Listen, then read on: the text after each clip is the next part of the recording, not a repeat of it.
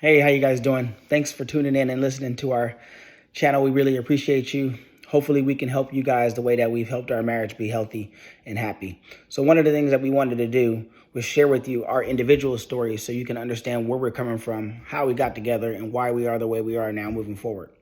So I'll make this really brief because I don't want it to be boring or bore you guys, but I wouldn't say statistically or traditionally, but the way I grew up is I grew up in the Bay Area.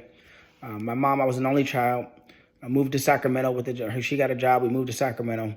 Once we got there, her and my stepfather became a struggle with addiction to multiple different types of vices, which caused them not to be very present. So I pretty much from the ages of 10 to, till I got to college, raised myself and was put in a lot of vicarious situations. Nothing too bad, too dangerous, but, just think of a kid who had to raise himself, who had to make sure he got himself to school, got himself up in the morning, had structure and organization, and I had to do that all on my own because, as I said, my parents, or stepfather and mother, struggled with addiction and typically was partying all night and doing things.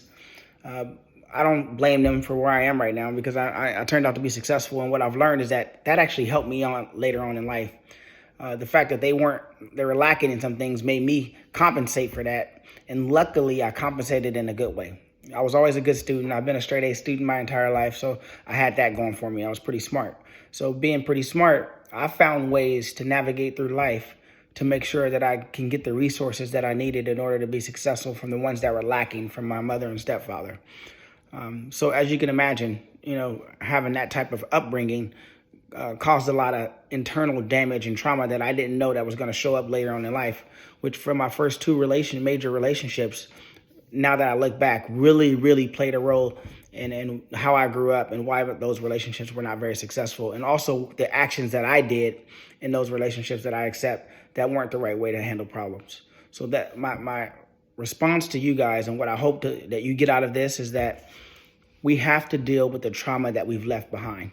That's not necessarily to the point where it's going to affect your future, but it will affect your future because now that I've dealt with it and I went and got the counseling and the speaking to individuals and getting the mentors and reading and getting the knowledge that I need in order to be better, my wife will tell you I'm the most amazing husband out there. Like, I'm not comparing myself to anybody, but in terms of what I can do and what I bring to the table, I'm an amazing husband. I'm loving, I'm supportive, I'm respectful, I listen. I'm sacrificial. I sacrifice things, which you have to do as a leader and a man of your family.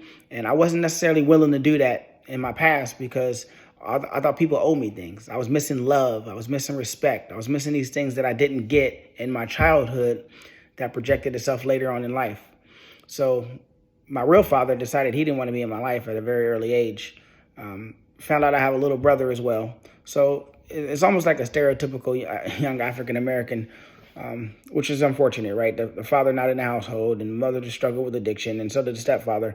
But that's not an excuse. You can still get out of that. It's a mindset thing. We're going to talk about mindset moving forward in the future, but it's a mindset. I always had this mindset that I was going to be successful, and there was nothing that anybody could do to deter me from that, whether it was my mom, stepdad, anybody, right? So that's a little bit about me. My wife's going to share some information about herself as well in a different video. And that kind of gives you an idea of that. We both are dealing with trauma. So how do individuals fix themselves so they can be ready to enjoy your last relationship? Because I call this my last hurrah. I'm 44 years old. Decided to get married 2 years ago, almost 2 years ago. And our best decision I've ever made, right? I told myself before that I was never going to get married again based on what I went through. But we tend to blame the situation as opposed to look at inwards to tell us exactly what's wrong. And to me, it wasn't marriage's problem. I had the problem. Marriage didn't have the problem. If you do marriage the right way, it's the most beautiful thing that you can ever do, which is what we're doing right now. So once I decided that I took ownership of my responsibilities in my last failed relationships and really dug deep as to why they are the way they are, found out what was going on with my childhood trauma and what I was missing. And then I went to go fill those gaps. And now I presented to my wife a man who didn't have any gaps, any divots, and was well-trained, well-spoken, and was ready to love a woman the way that she deserves to be loved. And I was also ready to demand the respect and love that I need in order to be the most successful husband.